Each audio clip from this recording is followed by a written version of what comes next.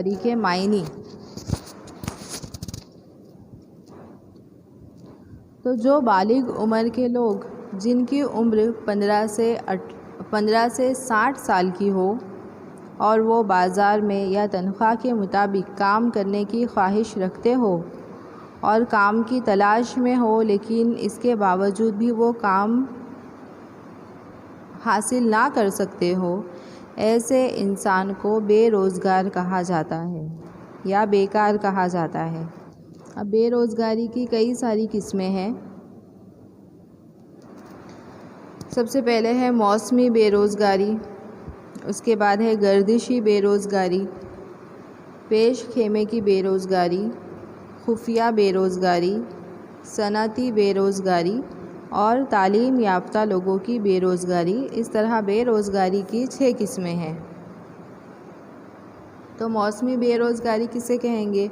تو بھارت میں کھیتی کے شعبے میں آبپاشی کی نامکمل سہولتیں، بارش کی بے قاعدگی اور متبادل روزی کے مواقع کی قلت کی وجہ سے 3 سے 5 ماہ بیکار رہنا پڑتا ہے، جسے موسمی بے روزگاری کہا جاتا ہے۔ گردشی بے روزگاری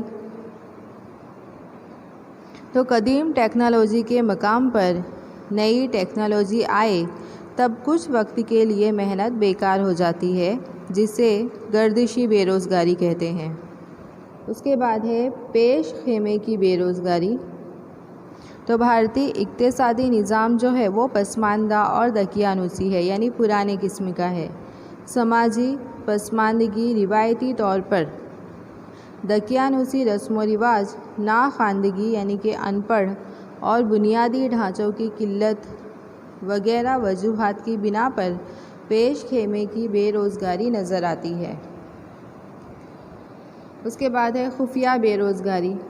تو کسی کام دھندے یا پیشہ ورانہ سرگرمی میں ضرورت سے زیادہ مزدور شامل ہو، ان زیادہ کے مزدوروں کو پیداواری کام میں سے بے دخل کر دینے سے کل پیداوار میں مزدوروں کی کمی واقع نہ ہو، تب ان زیادہ کے مزدوروں کو خفیہ طور سے بیکار کہا جاتا ہے۔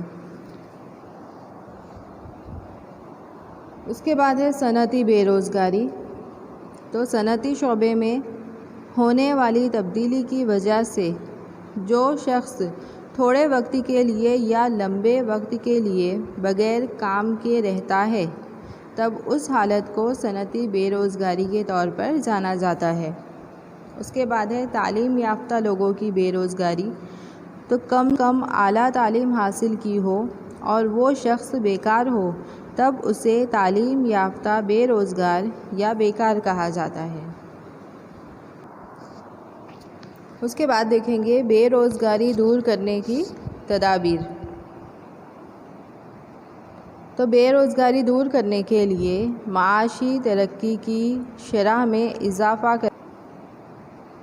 تو بے روزگاری دور کرنے کے لیے معاشی ترقی کی شرح میں اضافہ کرنے کے لیے عوامی اور نجی شعبوں میں سرمایہ کاری بڑھا کر روزگار کے مواقع پیدا کرنے چاہیے اور گھریلو اور کٹیر صنعتوں کی تیزی سے متوازن ترقی کرنا چاہیے۔ تو بے روزگاری کم کرنے کے لیے کئی سارے پروگرام ہیں، جس میں محنت مرکز پیداواری طریقہ۔ تو محنت مرکز پیداواری طریقے کے ذریعے استعمال کی چیزیں پیدا کرنے والی چھوٹی صنعتیں، دیہی صنعتیں اور ہنر کی صنعتوں کی ترقی پر زور دینا چاہیے۔ اس کے بعد ہے دیہی شعبے میں کم سرمایہ کاری۔